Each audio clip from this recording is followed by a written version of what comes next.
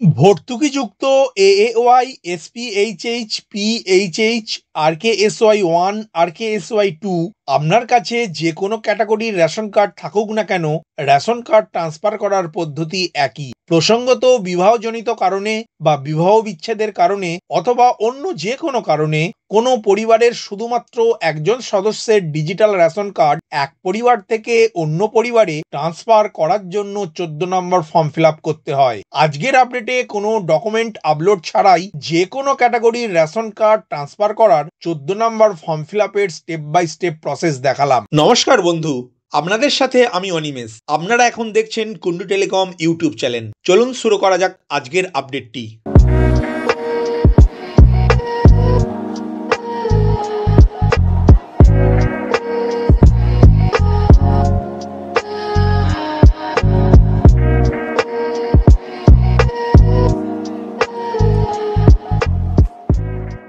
Online form fill আপের আগে একটি কথা বলে রাখা দরকার, আপনি যে সদস্যের রেশন কার্ডটি ট্রান্সফার করতে চাইছেন সেই সদস্যের আধার কার্ডের সাথে অবশ্যই যেন মোবাইল নাম্বার যুক্ত থাকে। অন্যদিকে নতুন যে পরিবারে রেশন কার্ড ট্রান্সফার করতে চাইছেন সেই পরিবারের যে কোনো একজন সদস্যের আধার কার্ডের সাথে অবশ্যই মোবাইল নাম্বার যেন যুক্ত থাকে, কেননা দুই ক্ষেত্রেই ওটিপির মাধ্যমে ভেরিফাই করা হবে।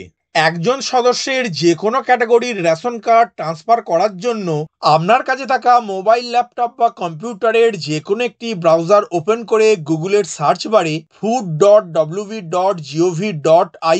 এই কথাটি লিখে সার্চ করলে পশ্চিমবঙ্গ সরকারের department of food and supplies এর অফিসিয়াল ওয়েবসাইটটি ওপেন হবে।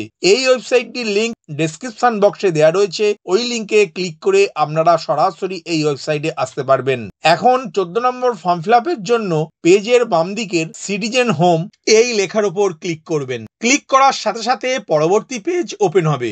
এই পেজের রেশন কার্ড সম্পর্কিত কর্নার এই লেখার উপর ক্লিক করবেন। ক্লিক করার সাথে সাথে পরবর্তী পেজ ওপেন হবে। এই পেজের অফিস অনুমোদন প্রয়োজন পরিষেবা এই লেখার উপর ক্লিক করবেন। ক্লিক করার সাথে সাথে আবারও পরবর্তী পেজ ওপেন হবে। এই পেজের অনলাইনে আবেদন করুন এই লেখার উপর ক্লিক করবেন। ক্লিক করার সাথে সাথে পরবর্তী পেজ ওপেন হবে। এই পেজে যে সদস্যের রেশন কার্ডটি এক ফ্যামিলি থেকে অন্য ফ্যামিলিতে ট্রান্সফার করতে চাইছেন সেই সদস্যের আধার নাম্বারটি লিখে নিচের দিকে I hereby give my consent লেখার আগে যে চেকবক্স রয়েছে সেই চেকবক্সটি সিলেক্ট করে সেন্ড ওটিপি বাটনে ক্লিক করবেন। ক্লিক করার সাথে সাথে ওই সদস্যের আধার কার্ডের সাথে যুক্ত থাকা মোবাইলে একটি 6 সংখ্যার ওটিপি আসবে। এই ওটিপিটি স্ক্রিনের এন্টার ওটিপি ঘরে লিখে সাবমিট ওটিপি বাটনে ক্লিক করবেন। ক্লিক করার সাথে সাথে পরবর্তী পেজ ওপেন হবে। এই পেজে ওই সদস্যের রেশন কার্ডের ডিটেলসটি দেখতে পাবেন। এখন নিচের দিকের ইয়েস লেখার আগে যে চেকবক্স রয়েছে সেই চেকবক্সটি সিলেক্ট করে নেক্সট বাটনে ক্লিক করবেন। ক্লিক করার সাথে সাথে আবারও পরবর্তী পেজ ওপেন হবে। এই পেজটি স্ক্রল ডাউন করে নিচের দিকে এসে 14 নম্বর ফর্মের ক্লিক হেয়ার এই লেখার উপর ক্লিক করবেন। ক্লিক করার সাথে সাথে পরবর্তী পেজ ওপেন হবে অ্যাপ্লিকেশন এন্ট্রি বলে। এই পেজের নেক্সট বাটনে ক্লিক করবেন। ক্লিক করার সাথে সাথে আবারও পরবর্তী পেজ ওপেন হবে। এই পেজে আপনি যে সদস্যের রেশন কার্ডটি ট্রান্সফার করতে চাইছেন সেই সদস্যের বর্তমান পরিবারের সব সদস্যের রেশন কার্ডের ডিটেলসটি দেখতে পাবেন। এখন পেজটি স্ক্রল ডাউন করে নেক্সট বাটনে ক্লিক করবেন। ক্লিক করার সাথে সাথে পরবর্তী পেজ ওপেন হবে। এই পেজ থেকে যে সদস্যের রেশন কার্ডটি ট্রান্সফার করতে চাইছেন সেই সদস্যের সিলেক্ট লেখার নিচে যে চেকবক্সটি রয়েছে সেই চেকবক্সটি সিলেক্ট করবেন। চেকবক্স সিলেক্ট করার পর নিচের দিকে স্ক্রল ডাউন করে এসে সিলেক্ট বেনিফিশিয়ারি লেখার উপর ক্লিক করবেন। ক্লিক করার সাথে সাথে পেজের নিচের দিকে ওই সদস্যের রেশন কার্ডের ডিটেলসটি পুনরায় দেখতে পাবেন।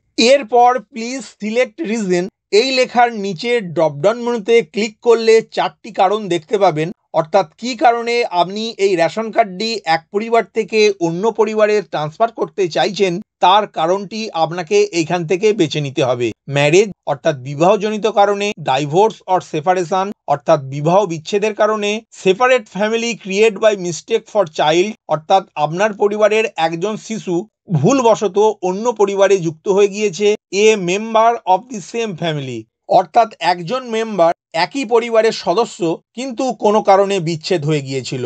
আপনার ক্ষেত্রে যেটি প্রযোজ্য হবে সেই অপশনটি সিলেক্ট করে নেক্সট বাটনে ক্লিক করবেন। ক্লিক করার সাথে সাথে পরবর্তী পেজ ওপেন হবে।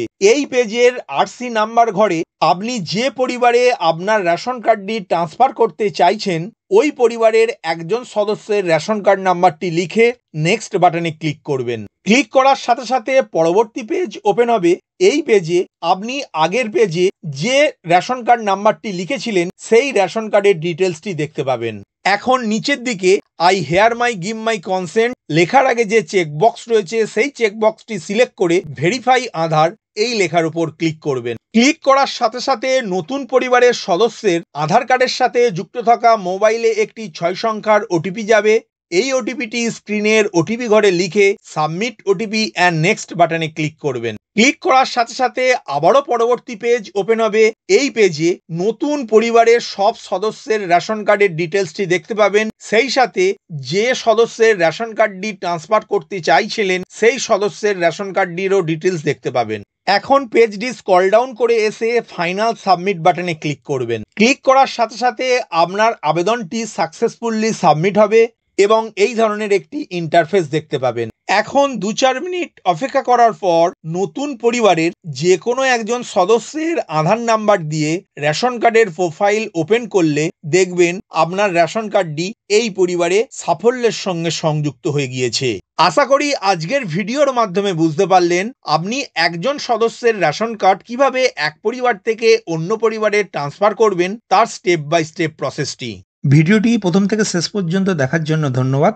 এই ইনফরমেটিভ আজকের আপডেটটি আপনার বন্ধু ও পরিচিতদের জানাতে বেশি বেশি করে শেয়ার করবেন আর অবশ্যই কমেন্ট করবেন ভিডিও সম্বন্ধে আপনার কোনো ডাউট বা জিজ্ঞাসা থাকলে এবং আপনার কোনো মতামত জানাবেন। ভালো থাকবেন, সুস্থ থাকবেন।